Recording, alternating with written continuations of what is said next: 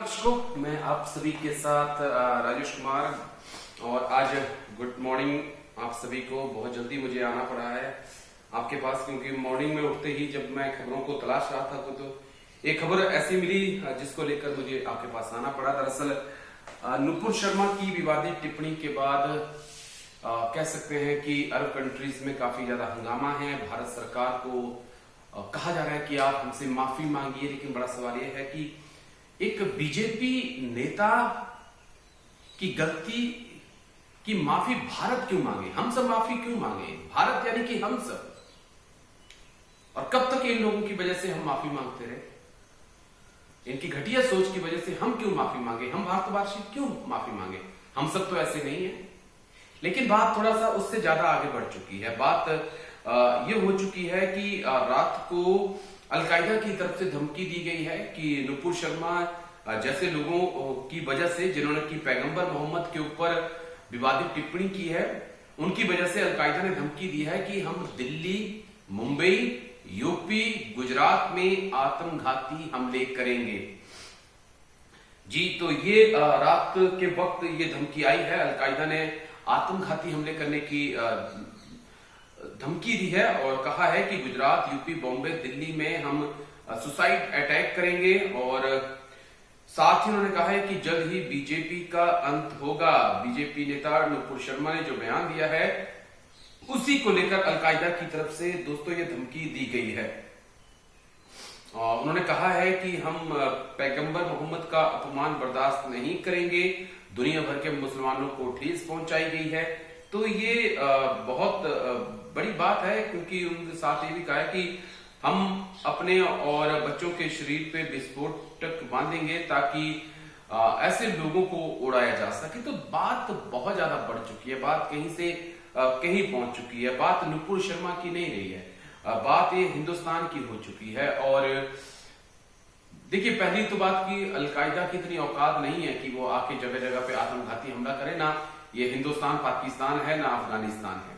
एक चीज तो अलकायदा को समझ लेनी चाहिए। लेकिन दूसरा पहलू ये भी है कि इस प्रकार के बयान आखिरकार बीजेपी नेता क्यों देते हैं और क्या वो हासिल करते हैं? क्यों वो एक पर्टिकुलर समुदाय को जो है हाशिए पर रखते हैं, उनको लेकर नफरत पैदा करते हैं? ये थोड़ा सा सवाल है चर्चा का। और बात नुपुर शर्मा की नहीं है, नवीन कुमार की नहीं है, बात इससे ज्यादा है। बहुत सारे बीजेपी के नेता हैं, कुछ तो सांसद हैं, कुछ मंत्री बने बैठे हैं जो इस प्रकार के बयान देते हैं। क्या मोदी जी उन पे भी एक्शन लेंगे? लेकिन मोदी जी से भी हम क्या उम्मीद करें जब देश की सत्ता में बैठे लोग अपने ही देश के लोगों को कपड़ों से पहचानने लगे? तो आप समझ रहे हैं ना। तो उस सरकार के नेताओं से, मंत्रियों से हम क्या उम्मीद कर सकते हैं? लेकिन थोड़ा सा बात आगे बढ़कर, क्योंकि मुद्दा बड़ा गंभीर है। इस पूरे मुद्दे पर लगभग 12 देशों ने विरोध जता दिया है, जिसमें Qatar, UAE, Iran, Kuwait, Saudi Arab, Jordan, Bahrain, Oman, Indonesia, Pakistan, Afghanistan, Maldives शामिल हैं। लेकिन देखिए, इंडोनेशिया, पाकिस्तान, अफगानिस्तान से हमारा इतना कोई खासा रिश्ता नहीं है और ना हमें इतनी कोई बहुत ज्यादा इनकी जरूरत होती है। लेकिन Qatar, UAE, Iran, Kuwait, Saudi Arab, Jordan, Bahrain, Oman, यहाँ पे लगभग 70 लाख भारतीय रहते हैं। अब इनके सामने एक नया संकट नुपुर शर्मा जी ने खड़ा कर दिया है। जो सामान भारतीय स्टोरों में वहां पे मिलता था, भारतीय स्टोर जो थे वहां पे जिनमें भारतीय सामान मिलता था, अब वो सामान वहां पे नहीं मिल रहा है, बैन लगा दिया गया है। यानी कि जो हमारे भाई, हमारे परिजन इन देशों में रहते हैं, उन्हें भारत की चीजें नहीं मिलेंगी।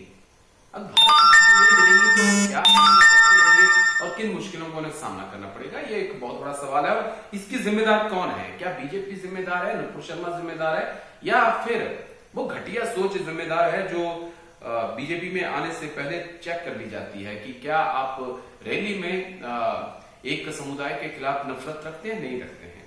तो ये सवाल है। लेकिन हालांकि ये हमले की धमकी दी गई है। अब ये हमला होगा, नहीं होगा, जहां तक मैं जानता हूं, भारतीय सेना को, भारतीय सुरक्षा बलों को अलकायदा की इतनी औकात नहीं है कि हिंदुस्तान में आकर पाकिस्तान जैसे और अफगानिस्तान जैसे हमले कर ले, लेकिन हाँ एक चेतावनी जरूर है और थोड़ा हमें अलर्ट रहने की ज्यादा जरूरत होगी। तो ये अपने आप में एक बहुत बड़ा मुद्दा था। तो मुझे लगा कि आज गुड मॉर्निंग में सबसे पहले आप ही के पास चला जाए और इस मुद्दे पर बातचीत की जाए।